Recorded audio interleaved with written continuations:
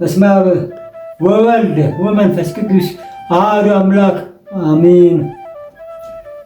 ዛሬ እንደ እግዚአብሔር አምላካችን ቅዱስ ፈቃድ የምንማረው እመቤታችን ቅድስት ድንግል ማርያም የተጸነሰችበትን ቀን ነሐሴ 7 ቀን እመለከት ይሆናል።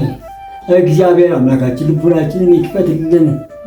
እመቤታችን ቅድስት ድንግል ማርያም የተጸነሰችው ነሐሴ 7 ቀን እመቤታችን ቅድስት ድንግል ማርያም ነሐሴ 7 ቀን ተጸነሰች። ቅድመ አያቶቿ ደጋግ ስለሆኑ ቅዱስ ዳዊት በመዝሙሩ መሰረቶቿ በተቀደሱ ተራራዎች ነው ያሉ የእመቤታችን የቅድስት ድንግል ማርያም ቅድመ አያቶች ደጋግ አባቶች በመሆናቸው እና የእመቤታችን ቅድስት ድንግል ማርያም ቅድመ አያቶች ቴክታና ጴጥርቃ የሚባሉ ሁለት ናቸው እና ሁለቱም እጅግ በጣም ሀብታም የሚባሉ ናቸው። ሁሉም ነገር የተሟላላችሁ፣ ግን አንድ ነገር የላችሁም። ልጅ የላችሁም። ልጅ እንዲሰጣችሁ ወደ እግዚአብሔር ጸልዩ። ሁልጊዜም ወደ ቤተ መቅደስ ሄደው ጸሎት ያደርጉ ነበር እና በዛን ጊዜ ቴክታና ጴጥርቃ ጸሎት በሚያደርጉበት ጊዜ ራእይ አዩ። አሁን ቴክታ ራእይ ያየችው ምንድን ነው?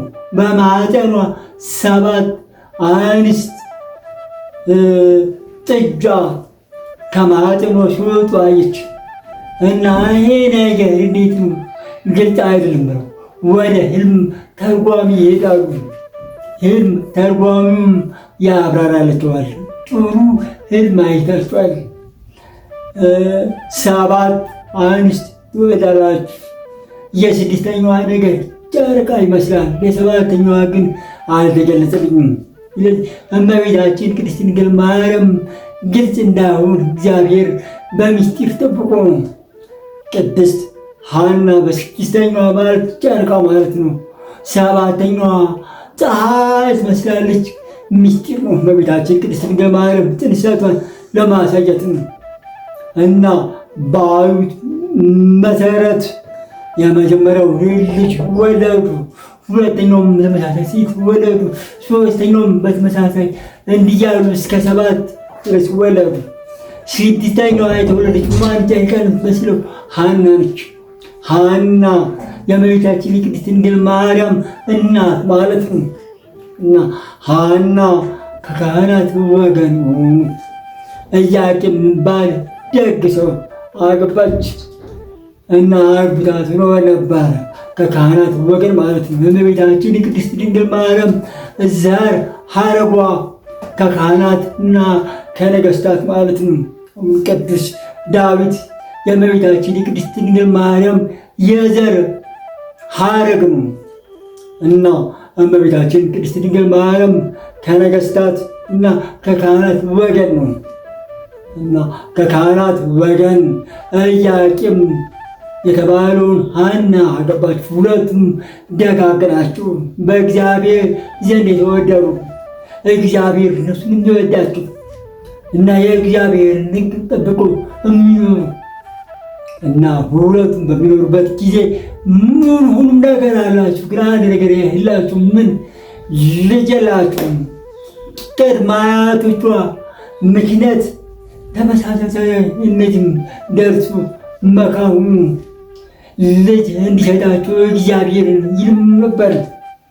በዛን ጊዜ በዘመናቸው ካህኑ ሮቤል ይባል እናንተማ እግዚአብሔር ልጅ አልሰጣችሁም።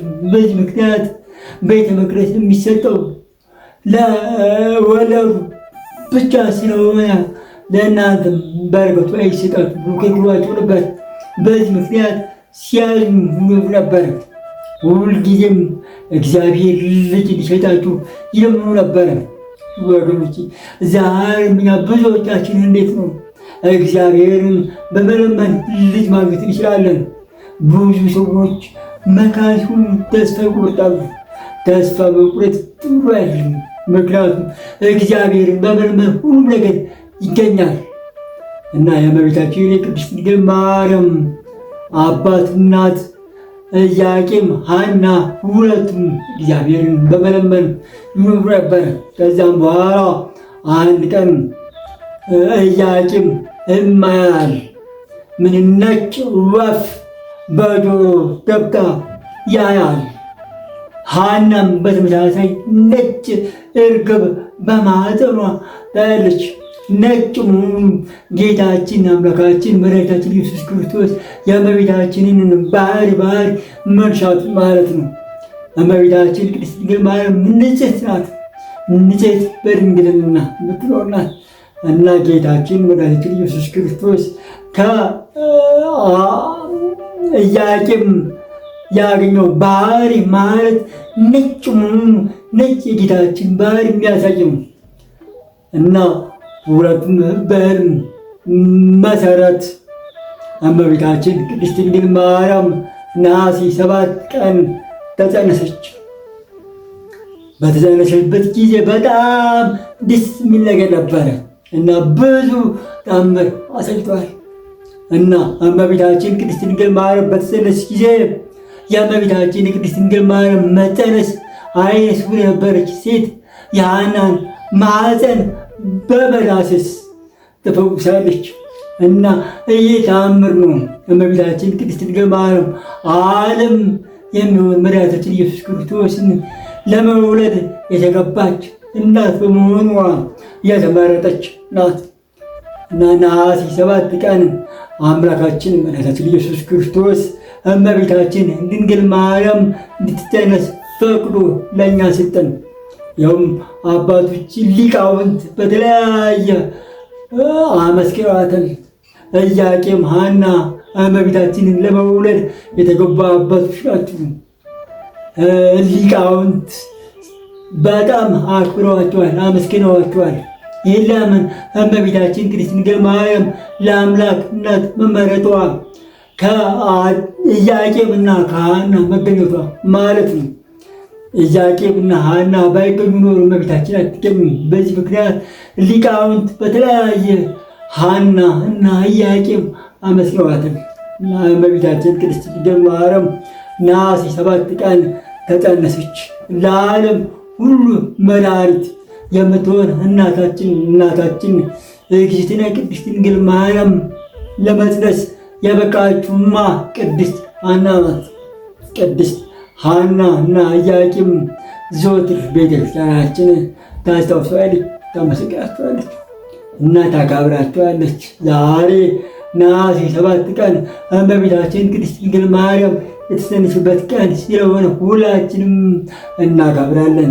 እግዚአብሔር አምላካችን ከበዓሉ በረከት በሁላችንም ያሳደርብን። በዓሉን በሰላም ልናሳልፍ እግዚአብሔር አምላካችን ሁላችንም ይጠብቀን። ሰላም ለወላዲተ እግዚአብሔር ወለወላዲቱ ድንግል ወለመስቀሉ ክቡር ለዘላለሙ አሜን።